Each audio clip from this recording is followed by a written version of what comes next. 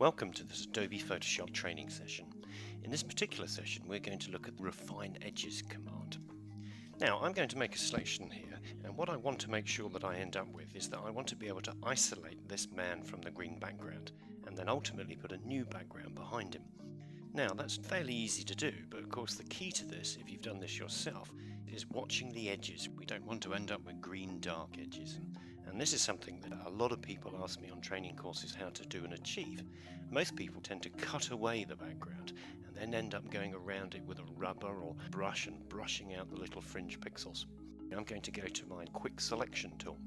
And this tool is where you paint in a selection.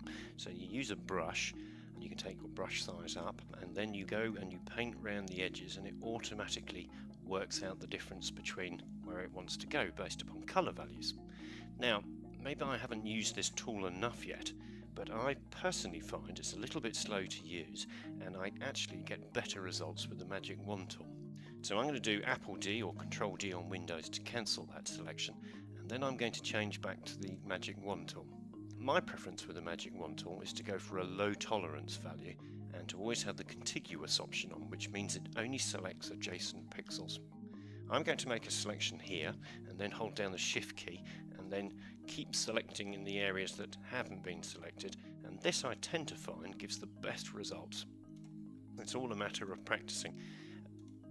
Now that I've made my selection, I'm going to just inverse that so that I've actually got him selected. And then you'll see that we have this little button becomes active called Refine Edge. Now this is very similar to a trick that you can do in a mask. The nice thing about this is that Adobe have finally put together all the major tools for being able to work selection edges.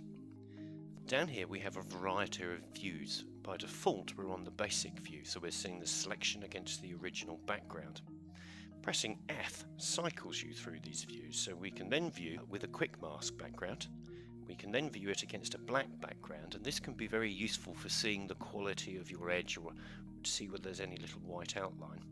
And pressing F again allows me to see it on a white background, and then finally I can see the mask that it would have created.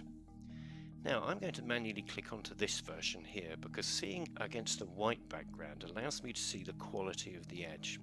I'm going to hold down Apple and spacebar or Control and spacebar on Windows to zoom in, and this is what we're all very familiar with, this little jaggy edge that we're going to end up with. These are all the different settings that we can now use to refine the edge.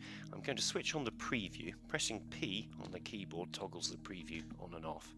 First of all, we've got the basic contract command, which is very similar to going to the select menu and modify and contract, and this allows me to then contract in my selection a little bit so it would eat inwards towards his skin, reducing the size of the selection.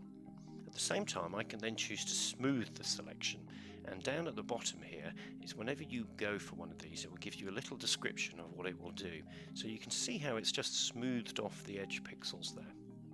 If I increase the contrast, then this is going to make a slightly harder edge to it. And then increasing the radius allows me to again smooth off the detail. And really it's a matter of moving all the different sliders to get what you're after. So I'm going to now take up the amount of feather on this. And you can see it's getting better and better. And then if I contract a little further, and what we're looking to do is we're looking to get all of that little sort of dark edge just to disappear. So contract a little bit more. Then I'm going to take my radius up a little bit more, and then at the same time feather and then smooth a little bit more. This dialog box tends to remember your last settings, so you can see there, now that's done a fairly good effort in the end. So if I now click OK, as you can see that it's now returned me to my selection.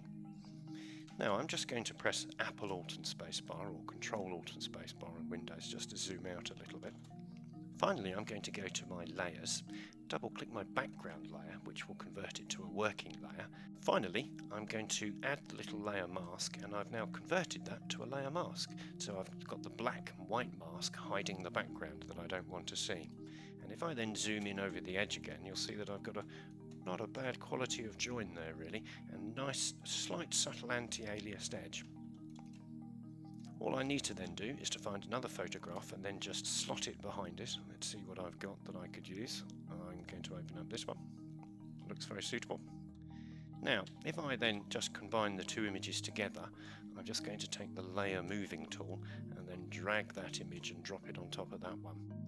And then if I press F to go to full screen view and then zoom out a little bit, I can then press Apple T or Control T on Windows, which puts me into the scaling capabilities, and then hold down Alt and Shift on both Mac and Windows that allows you to scale from a central point outwards.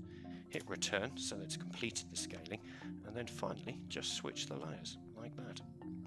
So if we then just zoom in a little bit, there you'll go. Refine Edges command has worked very well, a really nice feature in Photoshop.